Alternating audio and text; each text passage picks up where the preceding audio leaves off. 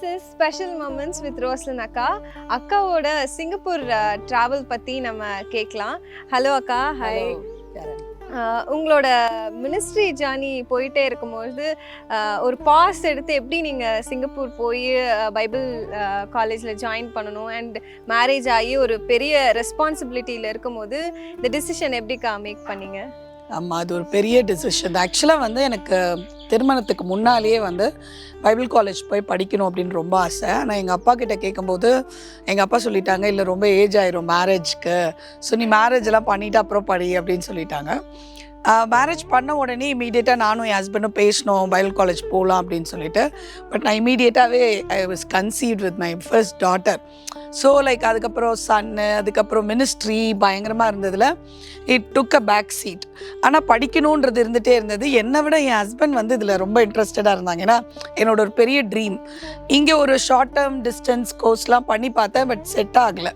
அப்போ என் ஹஸ்பண்ட் சிங்கப்பூர்லேருந்து ஒரு பாஸ்டர் வந்தார், எங்களை மீட் பண்ண வருவார் வருஷந்தோறும். அவர் சும்மா சொல்வாருமா, அங்கே ஒரு பைபிள் காலேஜ் இருக்கு, நீ அங்கே படிக்கணுமா, இட் இஸ் வெரி இன்ட்ரெஸ்டிங் அப்படின்வார். நான் லிட்ரலாக சாரா மாதிரி தான் சிரித்தேன். ஏன்னா நாங்கள் ஒரு மிஷினரியாக இருக்கோம் எஃப்எம்பிபியில், எங்களோட இன்கம் ரொம்ப கம்மி, சிங்கப்பூர்லாம் போய் நம்மளால் எப்படி படிக்க முடியும் அப்படின்னு சொல்லிட்டு நாங்கள் அதை ரொம்ப சீரியஸாகவே எடுத்துக்கல. ஆனால் அவர் ஒவ்வொரு வாட்டியும் ஹி வில் டெல், இல்லைம்மா நீ அங்கே படிப்ப நீ கண்டிப்பாக அப்படின்னு சொல்லிட்டு. என் ஹஸ்பண்டும் என்ன பண்ணாங்க, அங்கேருந்து அப்பப்போ அப்ளிகேஷன் வாங்கி வாங்கி கொடுத்துட்டே இருப்பாங்க. நான் அதை ஓப்பன் கொண்டு பண்ணி பார்க்க மாட்டேன், ஏன்னா நம்ம எங்கே போய் சிங்கப்பூர் படிக்க போகிறோம் அப்படின்னு. ஒரு நாள் என் ஹஸ்பண்ட் என்ன சொன்னாங்கன்னா, ஆப்பர்ச்சுனிட்டிஸ் சில நேரம் தான் நாக் பண்ணோம் டோரை, நீ அந்த டைமில் நீ அந்த ஆப்பர்ச்சுனிட்டியை யூஸ் பண்ணலன்னா பின்னால் நீ ரிக்ரெட் பண்ண வேண்டியது இருக்கும் அப்படின்னு சொல்லிட்டு போயிட்டாங்க. ஸோ டீப்பாவில் அந்த அப்ளிகேஷன் இருக்குது, சிங்கப்பூர் பைபிள் காலேஜோட அப்ளிகேஷன் இருக்குது. ஸோ நான் திடீர்னு அந்த வாய்ஸ் திரும்ப திரும்ப எனக்கு கேட்டுகிட்டே இருக்குது. காட் என்கிட்ட பேசுகிறாரு, நீ அதை எடுத்து ஓப்பன் பண்ணி அது பாரு அப்படின்னு சொல்லிட்டு. ஸோ நான் எடுத்து ஓப்பன் பண்ணி கொஞ்சம் எல்லாம் வாசித்துட்டு அப்படியே நான் போய் என் ஆஃபீஸில் ஒர்க் பண்ண உட்கார்றேன். பட் ஆண்டர் என்னை ஒர்க் பண்ணவே விடலை, பேசிகிட்டே இருக்காரு, இல்லை நீ இதை ஃபில் பண்ணு அப்படின்னு சொல்லிட்டு. அப்புறம் நான் ஃபில் பண்ணுறேன். பிள்ளைங்களை எப்படி நான் விட்டுட்டு போக முடியும், அது ரொம்ப 2 பிள்ளைங்க, 2 குட்டி பிள்ளைங்க, அதெல்லாம் என்னால் முடியாது ஆண்டவரே அப்படின்னு சொல்லும்போது காட் என்னை கார்னர் பண்ணுற மாதிரி ஒரு கொஸ்டின் கேட்டார். இன்றைக்கி நீ இறந்துட்டேன்னு வச்சுக்கோயேன், உன் பிள்ளைங்களை யார் பாப்பா அப்படின்னு சொல்லி கேட்டார். அது எனக்கு ஷாக்ட். அவர் சொன்னார், அது என் பிள்ளைகள், உன்கிட்ட வளர்க்குற பொறுப்பை தான் கொடுத்துருக்கேன். ஸோ நீ நான் காட்டுற பாதையில் நீ போகணும். அது ஒரு பயங்கரமான ஒரு என்கவுண்டர் வித் காடாக இருந்துச்சு. ஆனால் அழுகையோட I submitted to God, and let you will be done அப்படின்னு சொல்லிட்டு. ஸோ அப்புறம் என் ஹஸ்பண்ட் கால் பண்ணி நான் சொன்னேன், இந்த ஃபார்ம் ஃபில்அப் பண்ணியிருக்கேன், நம்ம த்ரூ பண்ணலான்னு சொன்னேன்னா என் ஹஸ்பண்டுக்கு பயங்கர ஷாக்கு. அப்படி இருக்கும்போது இன்னொரு இன்சிடெண்ட் என்னென்னா, இதுக்கு மெயினாக என் ஹஸ்பண்டுக்கு இவ்வளோ நாள் இவ இல்லாமல் ஓகே சொல்லியிருக்கான்னு ஒரு பக்கம் சந்தோஷம், இன்னொரு பக்கம் அதுக்கு நிறைய அமௌண்ட்டு செலவாகும். அது எப்படி செலவு பண்ண போகிறோன்னு 2 பேரும் அன்றைக்கி காலையில் உட்காந்து பேசுகிறோம். நான் சொன்னேன், ஆண்டவர் ஒரு வழியை திறந்தாருன்னா அவர் தான் காசு கொடுக்கணும், நம்மக்கிட்ட எங்கே காசு இருக்குது அப்படின்னு சொல்லிட்டு பிள்ளைங்களை அவங்க ட்ராப் பண்ணுறதுக்கு ஸ்கூல் கூப்பிட்டு போயிட்டாங்க. திடீர்னு எனக்கு என்னோட மென்டர் கிட்ட இருந்து ஒரு கால் வந்தது. அவரோட எனக்கு ஒரு 2-3 இயர்ஸாக கான்டாக்டே இல்லை. ஆல் ஆஃப் அ சடன் அவர் கால் பண்ணி நிறைய பேசிகிட்டு இருந்தார். திடீர்னு அவர் கேட்டார், ஏன்னா அவருக்கு தெரியும் நான் படிக்க விரும்புகிறேன் அப்படின்னு சொல்லிட்டு. அது என்னுடைய ஒரு பெரிய ட்ரீம், தியாலஜி படிக்கணும் அப்படின்னு சொல்கிறது.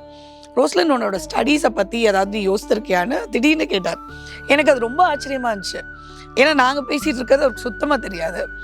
நான் சொன்னேன், ஆமாண்ணே இப்போ கூட டிஸ்கஸ் பண்ணிகிட்ருக்கோம் சிங்கப்பூரில் போகலாம் அப்படின்ட்டு, ஆனால் அவ்வளோ அமௌண்ட்டெல்லாம் நாங்கள் எப்படி பண்ண முடியும்னு பேசிகிட்டு இருந்தோம் நானே ஹஸ்பண்டும். உடனே அவர் சொன்னார், ரோஸ்லின் தட்ஸ் ஆன் மீ, அந்த அமௌண்ட் எவ்வளோன்னு சொல்லு, இனிஷியல் பேமெண்ட் கிட்டத்தட்ட 2 lakhs கட்டணும் நாங்கள் கேபிட்டல் ஃபீஸுன்னு, தட்ஸ் ஆன் மீ, நீ ஜஸ்ட் ப்ரொசீட் பண்ணு, நான் உனக்கு ஃபுல் ஸ்பான்சர் பண்ணுறேன் உன்னோட ப்ரோக்ராம் அப்படின்னு சொல்லி சொன்னாங்க. அது ஒரு பயங்கரமான ஸ்பெஷல் மொமெண்ட் என்னோடய லைஃப்பில். காட் எவ்வளோ அழகாக எல்லாத்தையும் ஒரு சீக்வென்ஸ் பண்ணி கன்ஃபார்ம் பண்ணது எனக்கு ரொம்ப ஆச்சரியமாக இருந்துச்சு. அதே மாதிரி அவர் ஃபஸ்ட்டு அந்த 2 lakhs காசை கொடுத்து எல்லாத்தையுமே ப்ராசஸ் பண்ணோம். நான் அது கூட நடுவில் என்ன பண்ணேன்னா, ஒரு வேளை பெங்களூரில் கிடச்சதுன்னா வாரம் பிள்ளைங்களை பார்த்துக்கலாமேன்னு சொல்லிட்டு என்னுடைய ஒரு அல்ப ஆசையில் சிங்கப்பூருக்கும் நான் அப்ளை பண்ணேன், பெங்களூருக்கும் அப்ளை பண்ணிவிட்டு நான் என்ன சொன்னேன்னா, ஆண்டவரே எது ஃபஸ்ட்டு வருதோ அந்த காலேஜில் நான் சேர்ந்துக்கிறேன் அப்படின்னு சொல்லி என்னோட பிளான் ஒன்று. ஆக்சுவலாக நான் சொருவனேன்னு தான் சொல்லணும். பட் நீங்கள் பார்த்தீங்கன்னு சொன்னால் பக்கத்தில் இருக்க பெங்களூர்லேருந்து எனக்கு ஃபஸ்ட்டு வரல, ஃபஸ்ட்டு எனக்கு கன்ஃபார்ம்டு உங்கள் சீட்டு கன்ஃபார்ம் நீங்கள் வந்து ஜாயின் பண்ணலான்னு சொன்னது வந்து சிங்கப்பூரில் தான் வந்துச்சு. திருப்பியும் எனக்கு ஒரு சந்தேகம், இல்லை எனக்கு இன்னொரு வாட்டி கன்ஃபார்ம் பண்ணுங்கள், 2-3 சாட்சிகளில் கன்ஃபார்ம். ஏன்னா பிள்ளைங்களெல்லாம் விட்டுட்டு போகணும். இட்ஸ் அ மேஜர் டெசிஷனில் கரெக்டாக தான் நம்ம டிசைட் பண்ணுறோமா அப்படின்னு சொல்லி தெரிஞ்சுக்கணும் அப்படின்ட்டு நான் வந்து இன்னொரு டிசிஷன் என்ன வச்சேன்னா, திடீர்னு சிங்கப்பூர் பைபிள் காலேஜ்லேருந்து என்னோடய அப்ளிகேஷன் த்ரூ ஆகும்போது இது கேட்டாங்க, என்னோடய் பர்த் சர்டிஃபிகேட் கேட்டாங்க. அதை என் வாழ்க்கையில் பார்த்த மாதிரியே எனக்கு ஞாபகம் இல்லை. எனக்கு கல்யாணம் ஆகி ஆல்மோஸ்ட் அப்போவுமே 10 years ஆகிடுச்சு. நான் என் ஹஸ்பண்ட் சொல்கிறாங்க, நம்ம பர்த் சர்டிஃபிகேட் வந்து காணோம் தேடு. அப்போ நான் போய் ப்ரே பண்ணேன், ஆண்டவரே எனக்கு தெரியாது, நான் அந்த பர்த் சர்டிஃபிகேட்லாம் அலைய மாட்டேன். இந்த பர்த் சர்டிஃபிகேட் எனக்கு கிடச்சிதுன்னா it's another one confirmation that you are bringing me to Singapore அப்படின்னு சொல்லிட்டு ஜோம் பண்ண. அப்புறம் எங்கள் அம்மாவுக்கு கால் பண்ணேன்.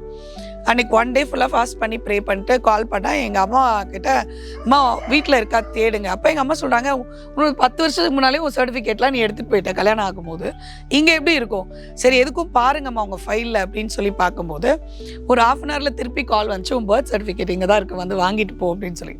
So it was very confirm my trip. I have to pack and I have to go in faith அப்படின்னு சொல்லிட்டு that was a very special moment. ரொம்ப பியூட்டிஃபுல் அக்கா. God always has the best. இல்லை நம்ம வந்து இது நடக்குமா நடக்காதான்னு யோசிச்சாலும் பெஸ்ட்டை ப்ரொவைட் பண்ணுறாரு. அதுக்கான பீப்புள் சப்போர்ட்டும் நம்மளுக்கு கொடுக்குறாரு. ஸோ ரொம்ப அருமையாக இருந்தது. அக்காவோட காலேஜ் ஜேர்னி பற்றி, சிங்கப்பூர் ஜேர்னி பற்றி நம்ம கேட்டோம். ஸோ இதை கண்டினியூவாக அக்காவோட சிங்கப்பூர் ஜேர்னி பற்றி, அந்த டிசிஷன் மேக்கிங் எப்படி அவங்க பண்ணாங்க அண்ட் ஒவ்வொரு ஸ்டெப்பையும் எப்படி த்ரூ பண்ணாங்க அண்ட் காட் எப்படி அவங்களுக்கு ஹெல்ப் பண்ணாங்கன்னு கேட்டோம். ஸோ இந்த மாதிரி ஸ்ட்ராங் டிசிஷன் நீங்கள் உங்கள் லைஃப்பில் எடுக்கிறதுக்கு காட் எப்படி உங்களுக்கு ஹெல்ப் பண்ணாருன்னு நீங்கள் கமெண்ட் பாக்ஸில் ஷேர் பண்ணுங்கள். So stay tune for the next episode with Roslin அக்கா.